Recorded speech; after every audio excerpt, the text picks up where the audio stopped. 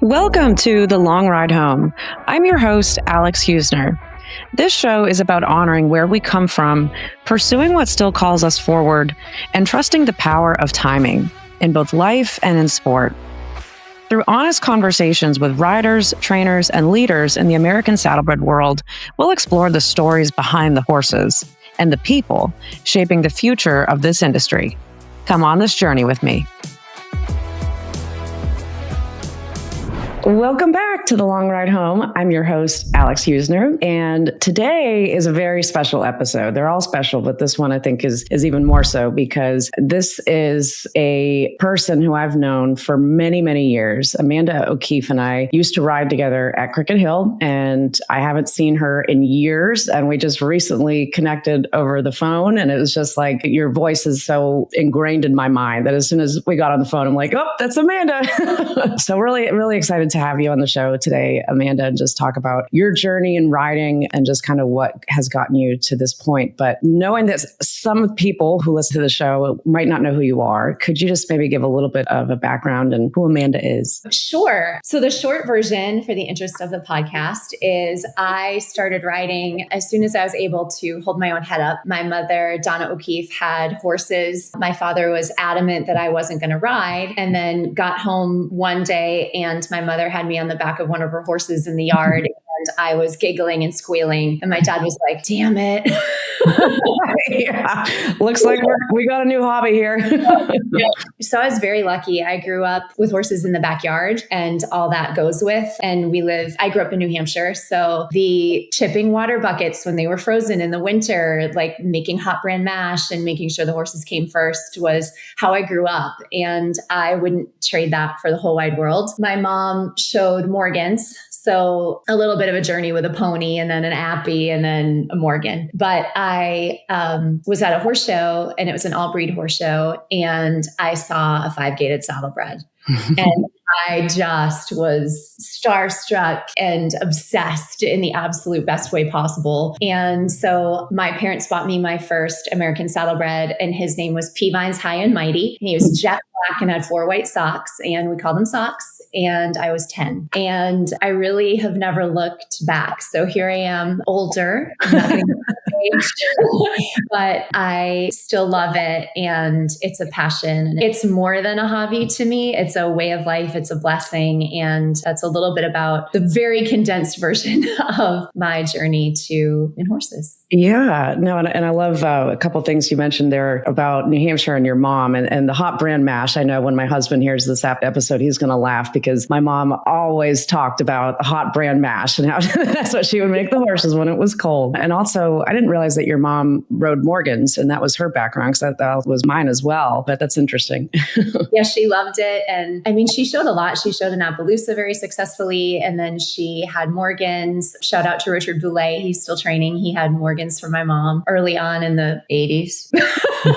But yeah, that's kind of how I got into it, was my mother's love for it. Yeah, I love that. And actually, your mom, Donna, I worked for her at my trainer's closet. That was my very first job in high school, and would go to her shop and would get faxes from people that were looking for consignment riding suits. And so they'd fax in their measurements, and I'd go around to the suits, and then I'd FedEx the suits out and back in and out. But that was like the perfect first job, I would have to say. And I loved your mom, and I learned so much from her. And it was just such a cool experience. And actually, our moms, were great friends too over the years. So it's like there's so much history that we've got over the years. It's so cool to sort of come full circle now, and such a blessing to have that friendship between our moms and between us. And it's very cool. It gives me all the tingles. Yeah, I think a lot of people can relate to that it's like in a lot of cases it was a mom that got somebody into riding, and I think there's that maternal pull of, having that connection to horses that, it's hard to describe to people, but I think both of our moms would say the same thing that you said, that, riding was never just a hobby. It was a way of life, and the love for the animals was everything. So I think they passed it along pretty well to us. I feel like the two of them are up in heaven, like giggling.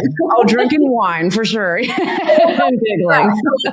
drinking wine and giggling and being like, look at our girls. Look at them. Yeah, all grown up. So just looking back, I want to kind of take this on a little bit of a journey. But when we rode at Cricket Hill, those were for me just, incredible times that really shaped my entire life as a young adult and then as an adult now. And I learned so much from those years, and not just from the trainers, but also from each other.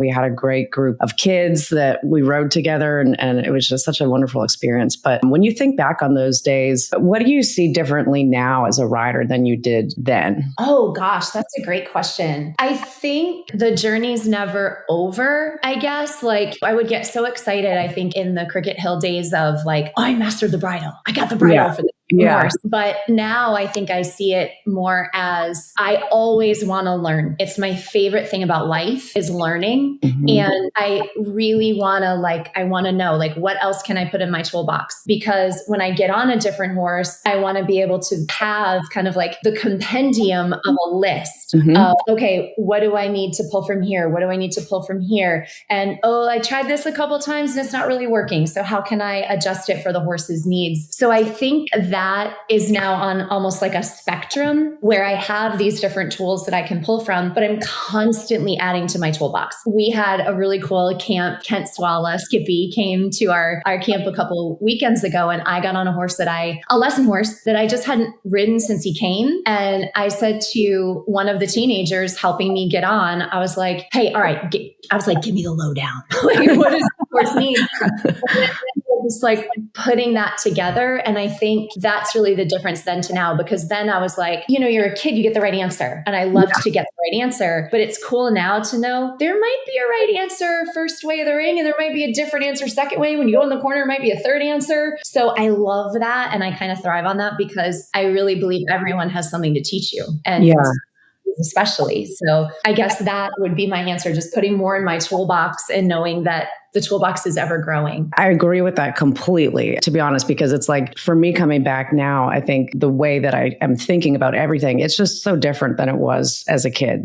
I wish I could take myself back and put myself in those shoes. And I remember it pretty well, but I don't think that we thought about things the way that we do now. And I'm very much like you, that it's I want to know everything. I want to know why my body's doing something. I want to figure out why the horse is doing something that is probably because of me. I want to know the root of all of it. And I almost, it's for better or worse, I think it's tough because you can overthink things. And that's something that definitely develops with age more so than when we were children. But at the same time, it is powerful. And I've made a lot of progress in, just 4 months back, I think, because I'm thinking about it in a different way. It's I can watch a video of me years ago and process things in a different way, or watch a video of me now and process it differently, and really, try to get to the root of what the issue is. And it's a powerful thing, but I think it's just it's a balance that you could drive yourself crazy. But how do you deal with that? I guess would be my question of how do you not get so inside of your head and your thoughts that you drive yourself crazy?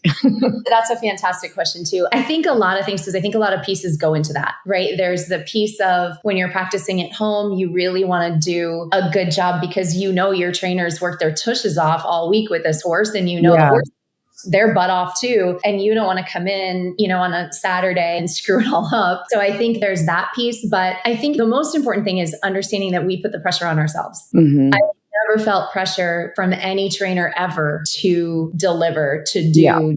I have felt pressure on myself that I put there to do a good job. And I've been blessed to catch ride horses. And I was really blessed to catch ride a horse at Louisville. And that was the coolest experience, but also a little daunting because I'd never ridden her. They asked me to fly in. I flew in on Thursday. I rode the mare on Friday. We showed on Sunday morning. Wow. And it was crazy. And it was show pleasure. So there were 85 million horses in the class. Maria Gilman was so kind. She asked me to show this horse for her people who wanted to get her sold. Her name was Prima Ballerina, and she's such a beautiful mare. And she was with Gerhard Ruse. And I showed up. I'm in the warm-up ring. Maria was there. Gerhard was there. Kristen and David, of course, were there. Kristen and David are my trainers. Yep.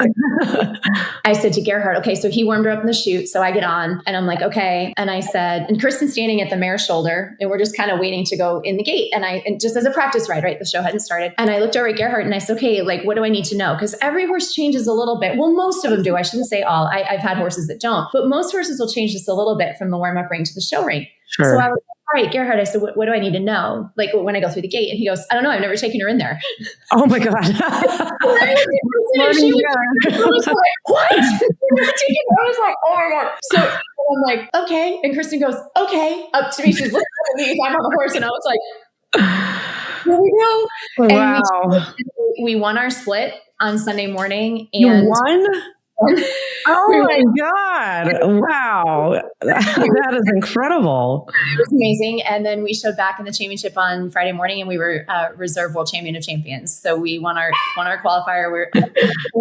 And it was crazy. But in that moment, I couldn't get in my head, because if I were in my head, I was not going to do a good job for these people. I was not going to honor the huge compliment and belief in me that Maria and Gerhard both showed towards. And I wanted to do a good job for the owner who wanted to get their horse sold. And so I just focused on that. And I was like, okay, Gerhard, what can I do? Kristen, what else did you see? Maria, give me the look. Because Maria trained the mare and she was with Gerhard to be sold. And I said, all right, what do I do? Like, give me everything. And I had the best crew. I had people all around the ring.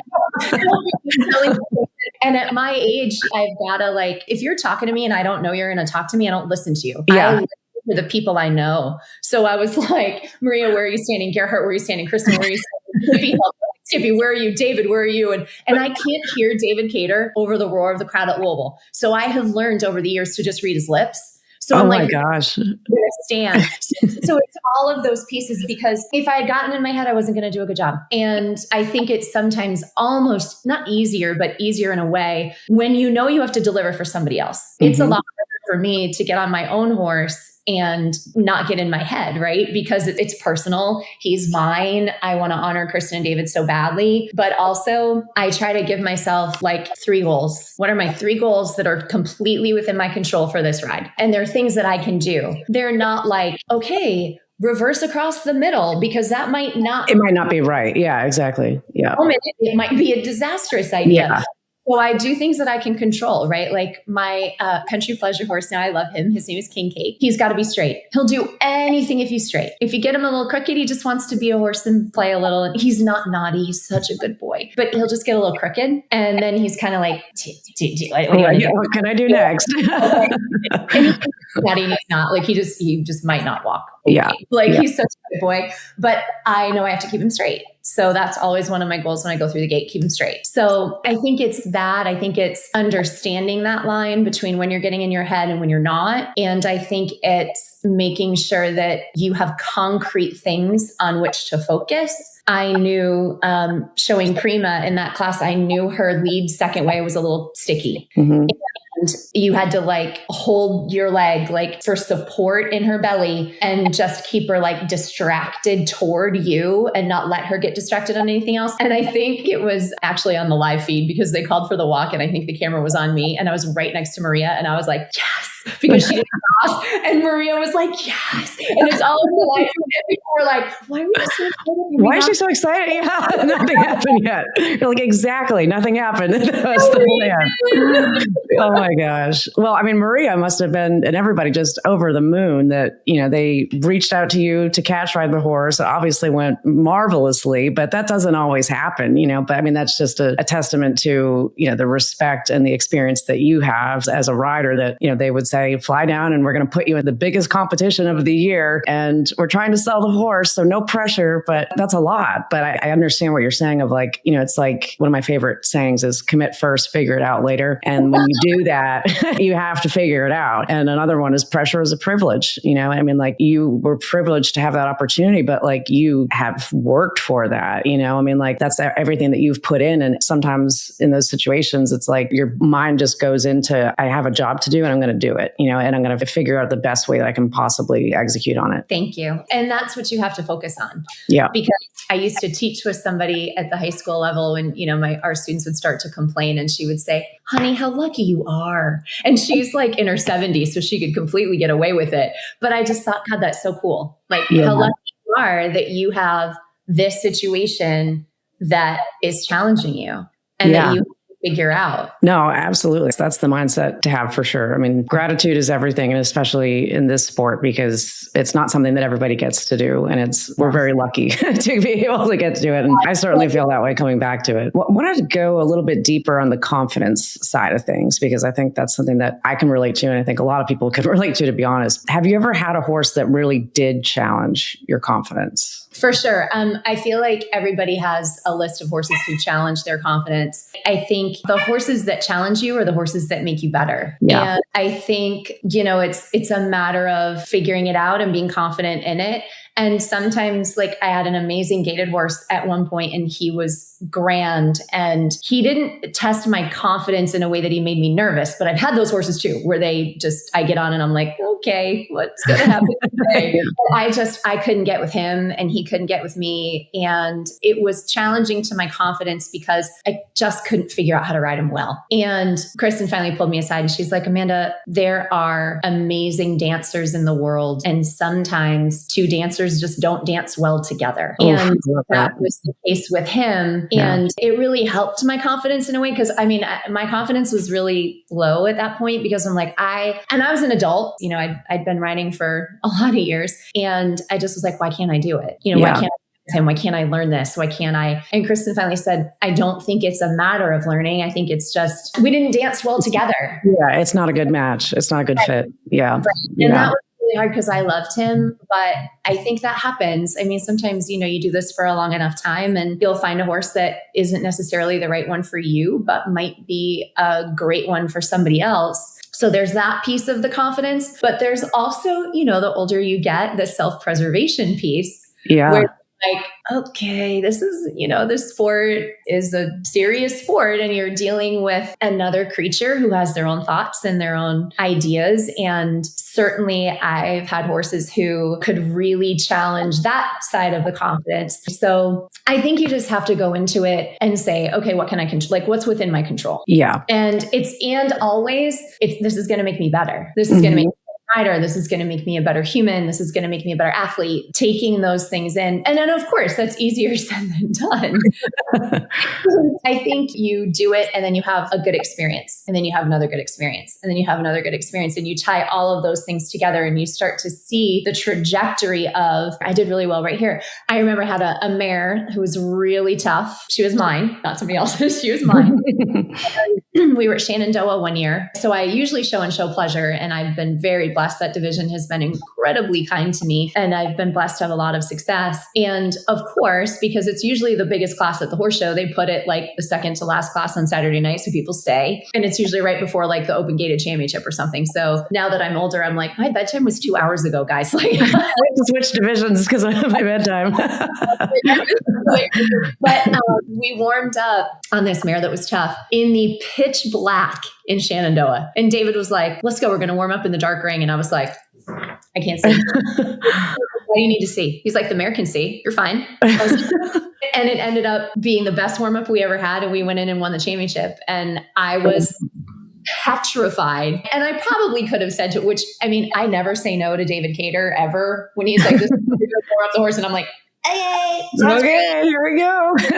Yeah. But I was like, am I capable of this? And Kristen was like, yes, just get on and don't think about it. And I think for me, that's always, if I get my mind in it, I'm in trouble. If I just let my body take over, it's much easier. But yeah, trotting, I'll never forget it. I vividly remember trotting down the straightaway and I could not see. Oh my gosh. Wow. Cool. Wow. Yeah, it sounds kind of cool in a way. Wow. And then, the stark contrast there of like you're in the dark, and then as soon as you get into that arena and it's like super bright lights. So your eyes probably had to take a second to dilate. We went from the dark to the light. And so we were in the light because there's two warm-up rings side by side. Okay, yeah. One is covered and one is just kind of open. And the open one, the lights weren't on. They didn't bring in lights, whatever, but we were in the dark and then we went into the other. So my eyes did adjust. If I can do that, I can do this. Yeah, exactly. Wow. That's interesting. I've never heard of that as a way to warm up or a tactic, but I'm sure there's probably some thought process behind it. I do what I'm told.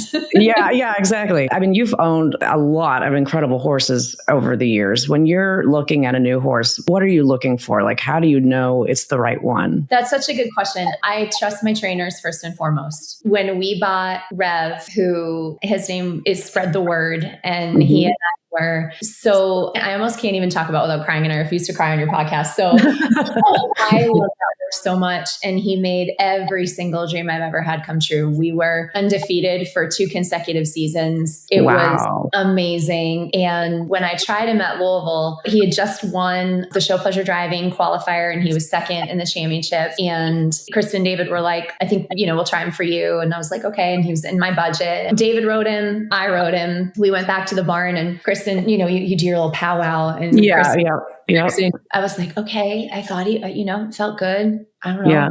Yeah. David and Kristen were like, it was awesome. And I'm like, oh, okay, good. Like, all right, you sure? Like, well, do you think I should buy him? Like the most innocent question in the world, right? And God bless the two of them. They looked at each other. They looked at me, and in unison, they went like this. Yes. Yes. Yeah, right now. He came home with us from the horse show, and he was amazing. So wow. I think the first thing you have to do is trust your trainer. I do have 2 pseudo rules. One is that they're wearing a curb bit, but I can adjust that. And the other one is preferably that they've shown before, or at the very least have gotten close to being ready to show. Now, those are my 47-year-old rules, right? Yeah. Those are not my 50-year-old rules. I think it changes over time. I've definitely had horses where I've bought them in their 3-year-old year, and kind of like you and Chapstick, and time, and they need seasoning, and they need a David Cater season to show them and get them prepared for me. But the last couple times that I've gone to look at horses, I really love to show, and I want to show. And so my rules, I guess, are pretty much buy what Kristen and David tell me to buy.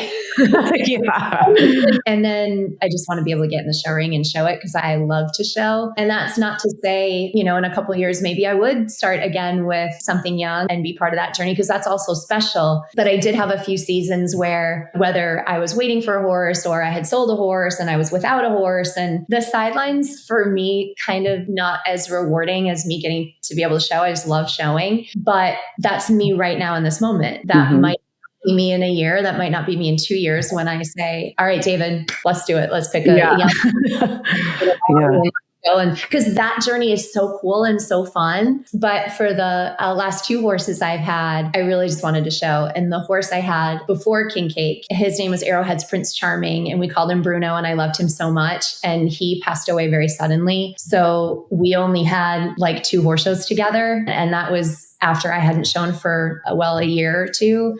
Oh, wow. That was really devastating, because, oh my God, I loved that horse. He was just the best guy. So then when we went to look for my next horse, I needed time for my heart to heal. Yeah, absolutely. But in the meantime, that's when Maria asked me to show Prima for her. Okay. So that was awesome. But yeah, so then when we went to look at another one, I was like, I never got my show season. Yeah. Well, that is cool though, that happened with Prima in that time period.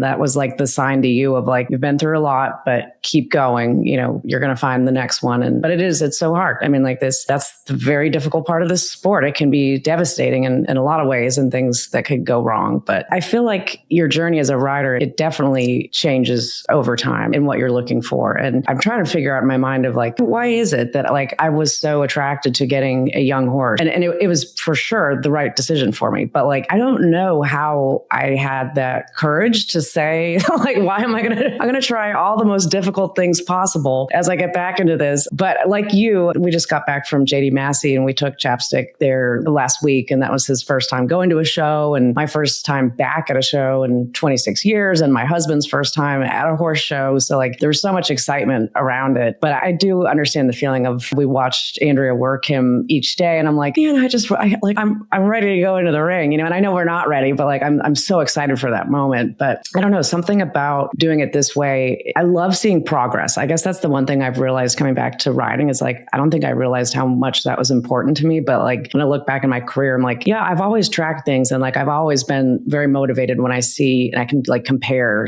things, or like how something's doing and then where it improves. And that's for sure what I've done so far back now is like, I take tons and tons of videos of him and of me. And it's like just seeing that progress is like, it's very motivating, I guess. And I think another thing coming back into it too was I didn't really want a horse that was already known. Like I wanted it to be an unknown horse, whether it was, young or someone that, just hadn't really shown a whole lot, because I wanted to kind of shape the identity of the horse with me in this process, and when I think back to the horses I had even at Cricket Hill, both of them were actually in that situation too. They were finished, so they were further along than Chapstick, but neither of them, had really been shown or had a record, and, there wasn't really anything tied to it. But me feeling the way that I feel now, in 2 or 3 years, that could change. And I could decide, what, I just want to get a finished 3-gated horse and I want to be able to ride and not be growing and learning all the time. But that's the beauty in it, really, is just knowing that it's going to change, or that it could change. I love that. I think it's in life and in sport. There are seasons that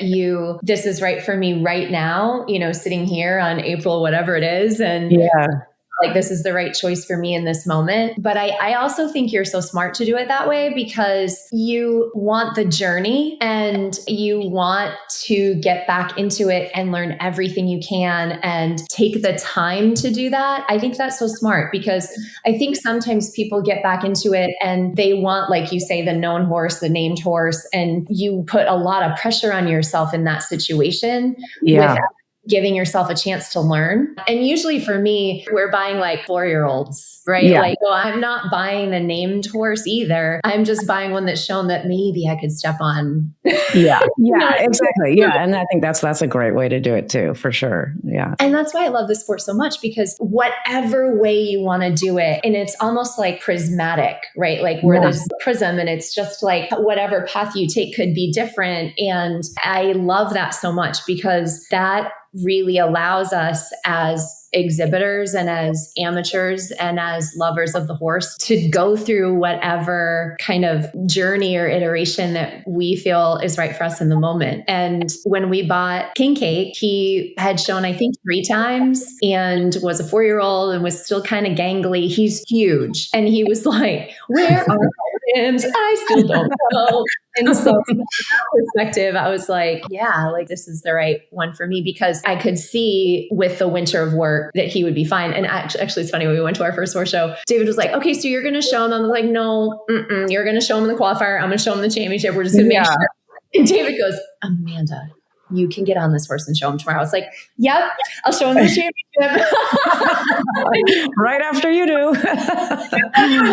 I mean, that's such a really nice compliment to me, that he was like, you can get on and show him. But it's that confidence piece, right? I'm like, let's dot the I's and cross the T's and make sure we're going to, and he was perfect. Like, King Cake was wonderful. David comes out of the ring and he's like, told you so. And I was like, thank you. Yeah, exactly. But, and I think, kind of the bigger picture here, you've talked about it in making the decision on how you buy a horse, but then also just in listening to your trainer of like, David knew you could ride that horse. Maybe you didn't know it in your mind, but the important part is listening to your trainer, right? And knowing that you've got the right trainer and that, they have the experience, that they can see things that you can't necessarily see. And I think back to when we first tried Chapstick, I think that situation reminded me of when you were talking about when you tried Rev. Like, I was like, yeah, I mean, like, it was good. And Andrew's like, okay, well, what do you think? And I'm like, I mean, I don't know. What do you think? And she was like, buy him. Like, we need to buy him. And I'm like, okay. It's a crazy decision to be in. And it's like, I'm so excited, but I'm like, I think it's good, but I'm not sure. That's the importance of having a good trainer, for sure. Absolutely. And you have to trust your trainer, and you have to do what they tell you to do. Like, I think so often that you try to get in your own head, and it's such a thing for me to kind of say to Kristen and David, like, whatever you want, like, set up exactly. I've already given over control. You make the decision. Kristen is so good. I mean, she's one of my closest friends, and we've been besties for a really long time. We were, in each other's weddings and all of that. Yeah. And we just know each other so well. We almost don't need to communicate, which is, and I shouldn't say it like that. I should say we communicate in looks. So like, but one rare moment, she was so cool. We were really, really successful together. And I remember when we tried her, well, first of all, it was the middle of the night when we tried her. And a lot of night rides in the dark for you. That's a story for another podcast, but it was fun. It was a great morning. So she comes down the chute, and actually I had gone back to the barn and I said to Kristen, did you just see Matt Shiflett had her and won the 3-year-old class at Louisville with her? And I'm at Louisville, I had just sold Rev. I'm watching the class and I walk back to the barn and I'm like, Kristen, did you just see that Park Pleasure class? And she's like, no. And she was talking to another trainer and she goes, oh, you're talking about Matt's? She's gorgeous. I was like, yeah, I was talking about Matt's. Kristen hadn't seen her. And I was like, I'd like to try her. It was the first time ever that I think we should try her. And Kristen was like, okay, let me go back and watch the video. And she's like, yep, we're going to try her. Yeah, good pick. So here she comes. We're at the head of the chute at Louisville. She's trotting down. Kristen looked at me. I looked at Kristen and she goes like this. And I'm like, and she goes, so we let David ride her. I didn't ride her. She was 3 and really green still. I'm like, I don't need to get on right now. And we bought her and we were really successful. We won at Louisville with her. We were second in the championship. We were second in Kansas City. Like we won that class in the dark. But I think it's about communication, right? Yeah. Like Kristen and I have known each other. I'm not even going to say the amount of time, but so long that she knows what I want. But there are still days like when I'll say to her, I'm ready for the next project, or, I feel like we've done amazing with this horse. I feel like I'm at the point where I want a new challenge. And she'll say to me, 9 times out of 10, yeah, I kind of figured that last week when I was. Yeah, I know it. Saw the signs. So it's not even really where you have to communicate. But I think for you coming back into this and listening to your podcast with Andrea twice, it was fun. I think that you are so wise to communicate your needs independently of what you think your trainer should do. To me, those are 2 different things. And I think amateurs coming back into this get a little confused by that line. Yeah. And you need to say, this is what I feel comfortable with. These are my goals. This is what I would really like to accomplish. But I'd like to have a conversation about what you think for me and what we think is right together, because you're a team. Mm-hmm. And that is so important to me, that I know Kristen, David, the horse, and I are a team. And yes, Luis, who's like the love of my life. Care of my horses since the Cricket Hill days. Yeah. Oh, wow. Oh my gosh. That's crazy. Wow. He won Caretaker of the Year last. Oh, how cool. Yeah. Oh my God. I was like, wow. I was so happy for him. He has a gift and a talent for these horses. He can touch one when he's putting them away, touch their chest and be like, you can have grain in 47 minutes. Wow. Oh my gosh. Wow. He's crazy talented, but that to me is my team, right? Yeah. Of course, Luis, we're the team. And then sometimes I need Avengers Assemble. I was telling you about Prima and I was like, we be on the rail for me. But I was thoughtful of who I asked. So, that kind of stuff. And I said to Kristen, tell me all the trainers who are going to be there so I can listen to their voice.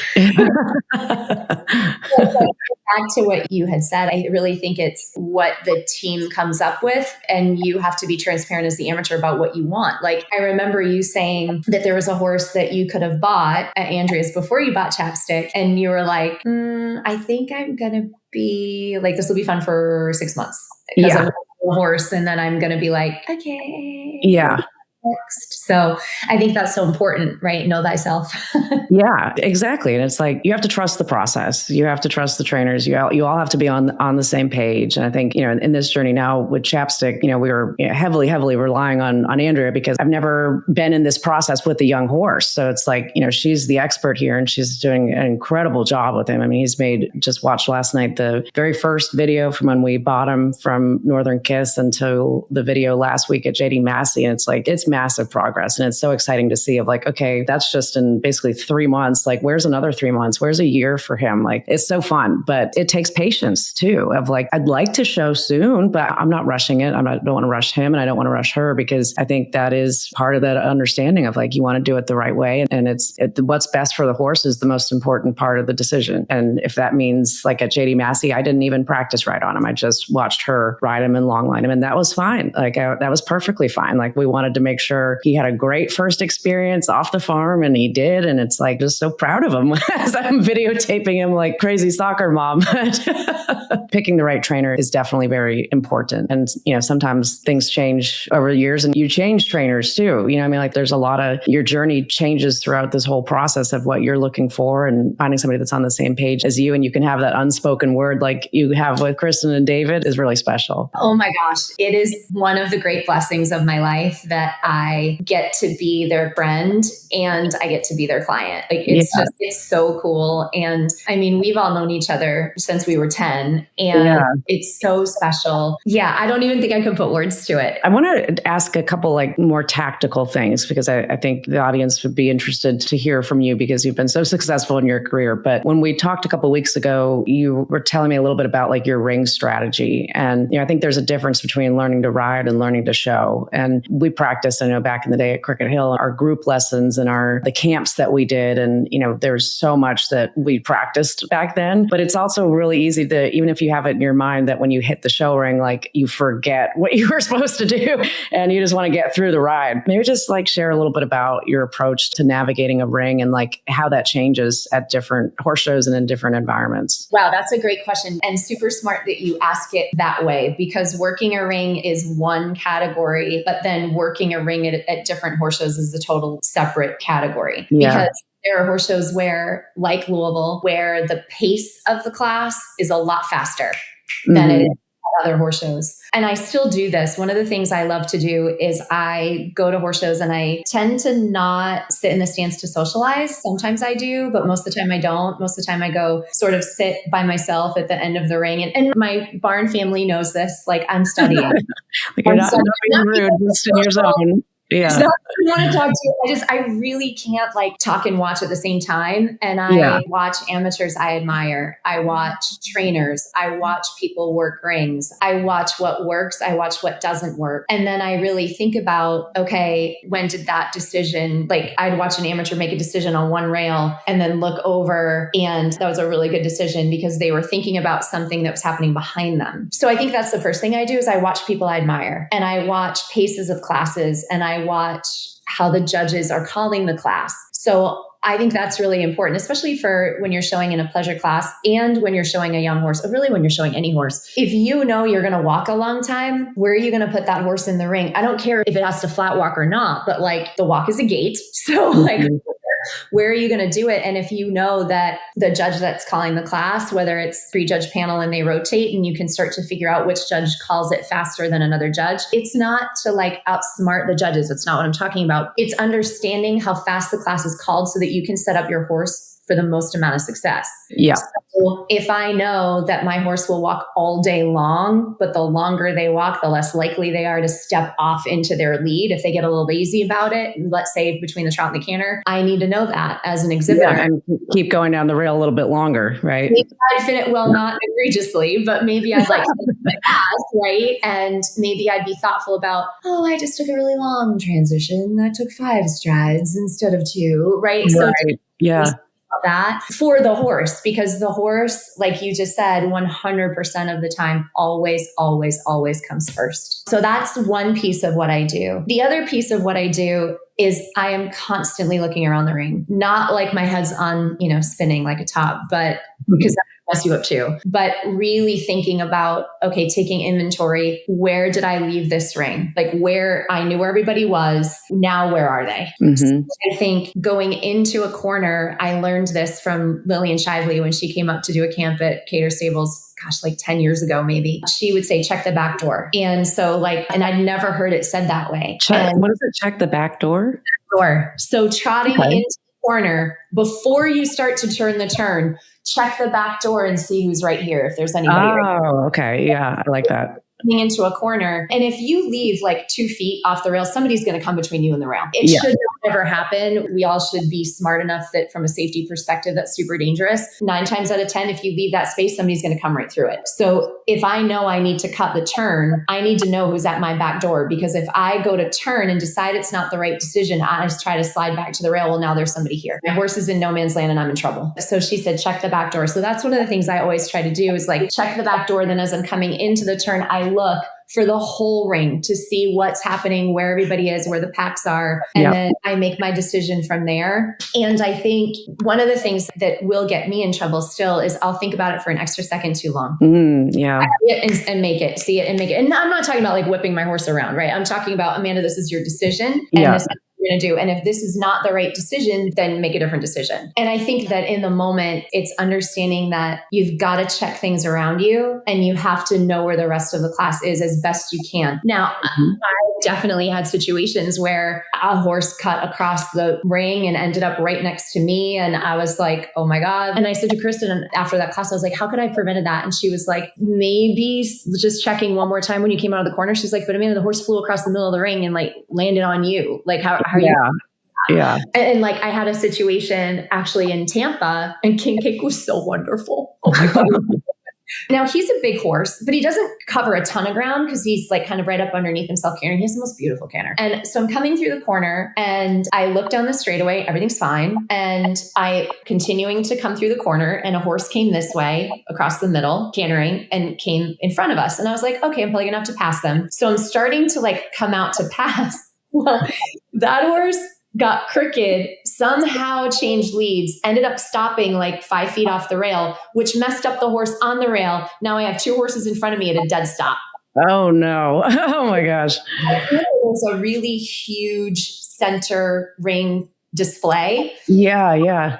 And where like Tammy Knatzer was judging and Jerome Parker was ringmastering and they were standing right there. So it's like 2 horses stopped, Tammy and Jerome, huge thing. I'm like, oh my gosh. Yeah. And in that situation, it's like, there's things you can't prevent, but it's like how you deal with it, you know? And I think judges really do appreciate that when something could go wrong, that your horse got mixed up or bobbled, but how you handled it is really the most important part. Well, I just continued to come off the rail and I turned King Cake all the way across the middle and I went in between their like display for like the blue ribbon winners and the huge judges box. I just went in between and I just kept turning. And then there was a horse here that stopped. So I just kept turning and he kept his lead. What a good boy. Wow. My goal was straight. That was my goal for the class. And I kept him straight. And I get back. Kristen goes, impressive. See, I'm glad I asked this question then, because I mean, that takes like a lot of maneuvering and also experience to be able to do something like that. But, and I was like, well, come on, King Caker, see if this works. Yeah. And I love what you mentioned about taking a second too long to make the decision and just teaching yourself, if I think I'm going to do something, I need to do it. I mean, if it goes good or bad, you know, I mean, like make the decision, because if you wait, that can get you in more trouble, you know, and anything in life really. But it's like, if you have it, just go for it. Well, and especially if you know it's the right decision. If you're gathering information of where everybody is in the ring and you're not quite sure of the right decision, then don't make a rash decision either, because you won't set yourself up for success.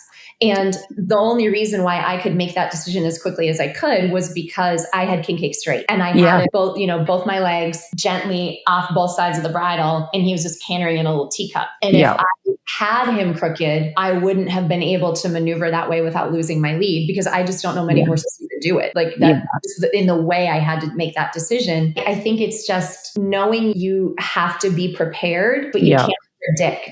Yeah, exactly. Well, and like you said, the 3 things that you want to accomplish in a class, they might sound like small things, but that's what leads to the prevention of a bad situation like you just described. So it's like when you break things down that way, instead of just saying, you know, I want to make sure we canter perfectly the entire time, you know, or something like that. Yes, that's what you want. But like the smaller goal of I have to keep him straight, that leads to the prevention of something that could have turned into definitely not cantering perfectly the whole time. So, I mean, if there had been a horse to my inside, I wouldn't have had a choice. I would have just stopped for safety reasons, right? Like, that would say, okay, well, I'm protecting the horse and I'm protecting the horses around me. But thank God there's nobody to my inside inside. So I could just make that corner. Yeah, that makes perfect sense. And I think you had told me too, that after every ride, you write down, is it 3 things that went well or like 3 things that you want to work on for the next time? So usually I write what I learned. So after each ride, I write what I learned. I write my takeaways, and then I revisit that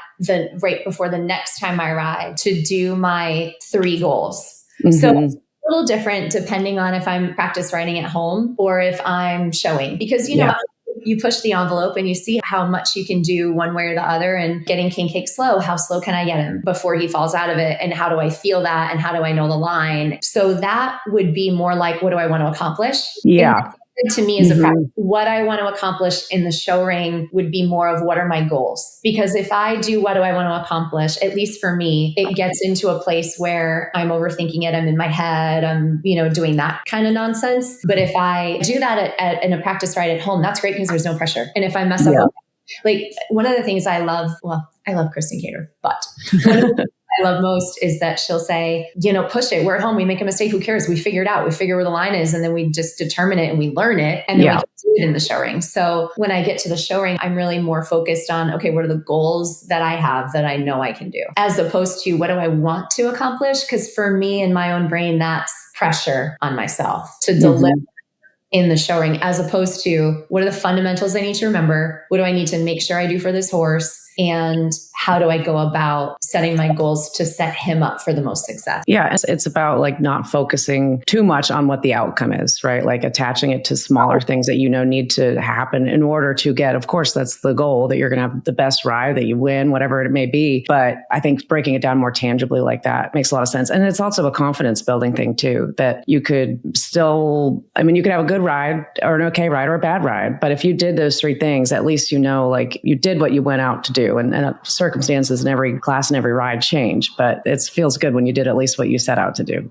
When you set out to do the things you can do because you've done them before. Yeah, exactly. Question for you. When you get to the show, I know you said that you go and you watch the ring, and I totally understand what you're saying by that too. After just being a JD Massey, I'm like, I can't talk to people and try and focus on this at the same time. Like, I don't know how I ever did that. But do you prefer to ride in the ring before your actual competition on a practice horse or on your horse? That's a great question. We used to do that a lot where we'd bring lesson horse and we'd practice before we would show. But for me, it became not all that realistic because you can't bring a horse that's not entered to Louisville. So for us, trucking from New Hampshire, we'd have to enter our lesson horse in something to be able to have it on the ground. I didn't realize that. You can't bring horses that aren't showing on the grounds? No, at least as far as I know, unless that's changed. But it became, for me personally, a little inauthentic because if I'm relying on that ride, I need to rely on that ride at Louisville. Now I don't have it. So I will ride as many lesson horses as I get the opportunity to do because any lesson horse has something to teach you. Every lesson horse has something to teach you. For me, and I had a long talk with Kristen about it because I was like,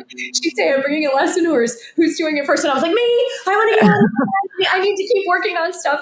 And she'd be like she always knew that I would be like the first person to sign up. But then we talked a lot about it where like we travel really far, right? As New Hampshire. And sometimes we can borrow a horse when we're there. So one part of it is I was relying on it almost in my head. And then when I didn't have it, it was a little bit affecting my brain. But the other piece of it is it's often better for me personally before I show, if I'm showing at night, to go to the horse show in the day, go back to the hotel, work out, listen to my music, do my thing, get ready, get some food. That's better for me than maybe doing a practice ride, rushing back to the hotel, showering. Where I'm going to get food. So I think it really depends. And that is a very personal thing for me where I love me a good practice ride. It's often more beneficial for me now to watch King Cake work. Yeah. Stand in the ring with Kristen while King Cake is working and she's talking me through what he's in each moment. But definitely, as a junior exhibitor, I needed those rides. I needed to get better. And if that is the right choice for me going forward, I'm sure Kristen and I will figure out a way to get it done. Right. But at this point, it's just a little bit more challenging with some of the bigger shows from a logistical perspective. And often like the afternoon session will end at 3. There's no time. Yeah. And I need to like do my mental thing. And Kristen and David need, a hot minute to get the horses organized, feed.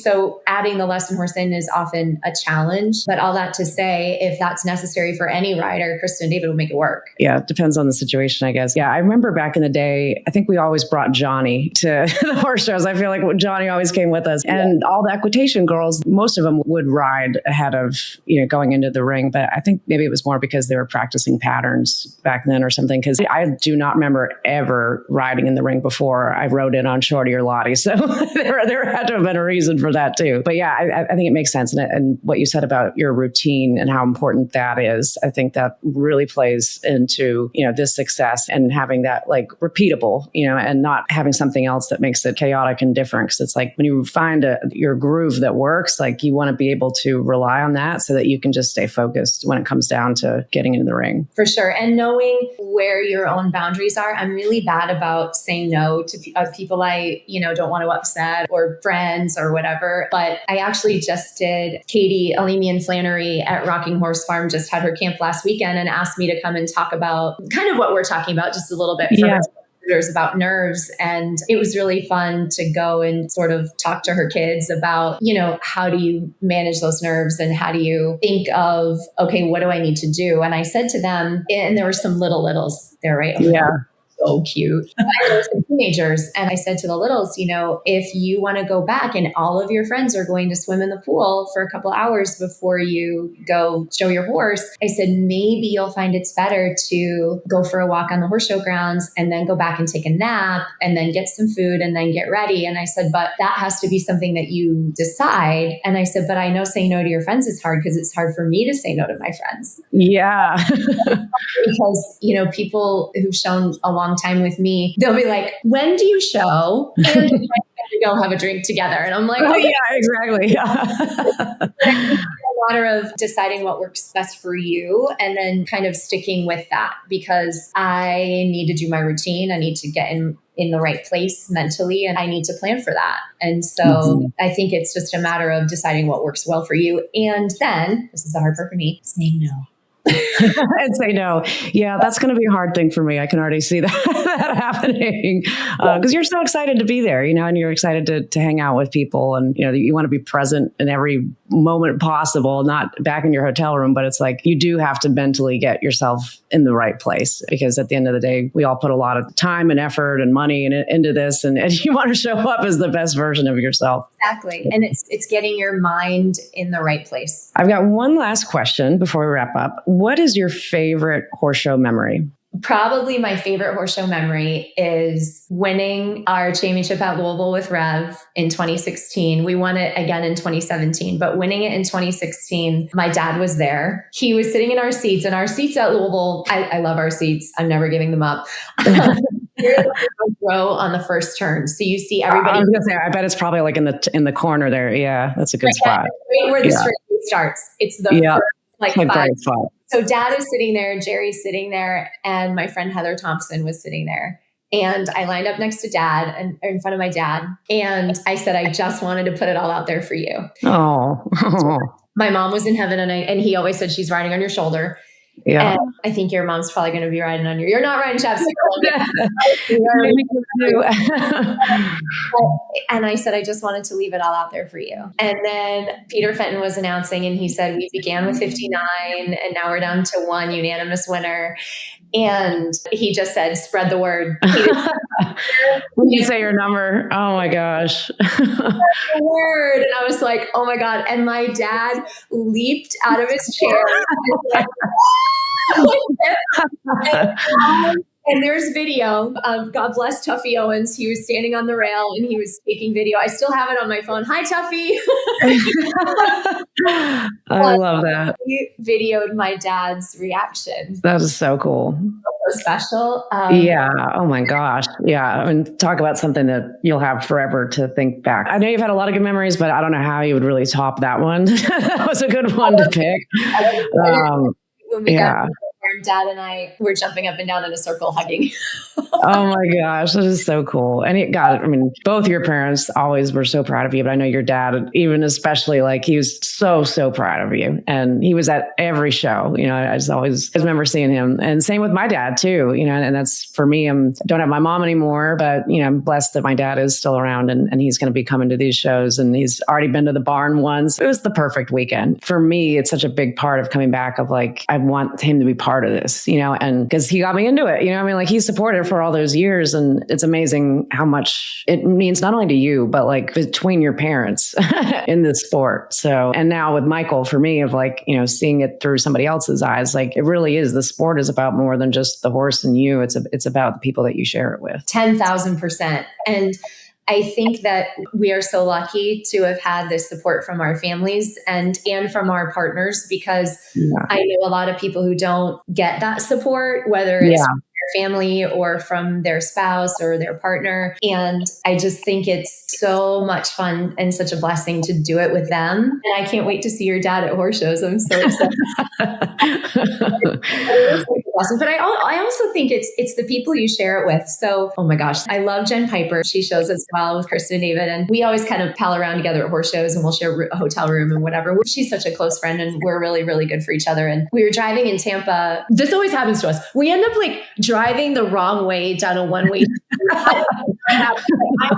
I'm dying laughing. Jen's like, where are we? I'm like, I don't know. And she's we're going the wrong way, wrong road. I don't know, Ben, are you right here? I don't know. Like just turn around. So we were dying laughing. And then we had a whole conversation about how that's part of horse showing. And that's my dad really instilled in me. He's like, Amanda, it's not the 10 minutes you're in the ring. And that's really important. And that's what we love. And one of the reasons why we do it. But do it to see our horses first thing in the morning and maybe go over and like give them a scratch, or, watch them work, or cheer on our friends, or have it going to dinner down a one-way street that you went the wrong way. Like, love it. And I think that's, why I love this sport so much, is because you love the horses, but you also love the people you get to do it with. And your barn family becomes an extension of your own family. And it's such a blessing and so deeply cool. I just love it. Yeah, I totally relate with all of that. And gosh, I'm so excited to see you at a horse show this year. What's the next show that you're going to? I'll go to UPHA next week. Okay, cool. So, and then I think my next one after that will be Syracuse, the end of June. So, okay, what's after that?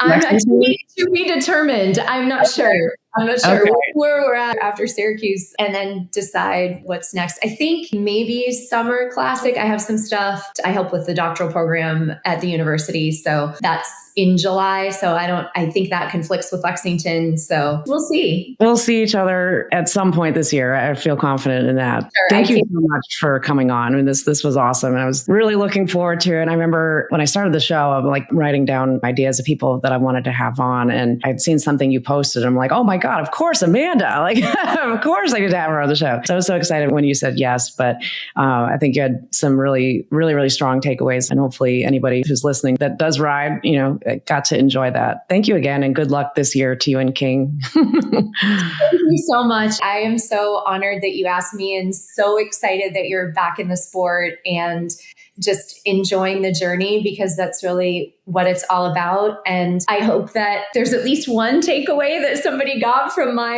insane. Oh, I'm sure there's a lot. Yeah, those are like pullover moments, we call them, of like, hold on, I got to pull over and write that down.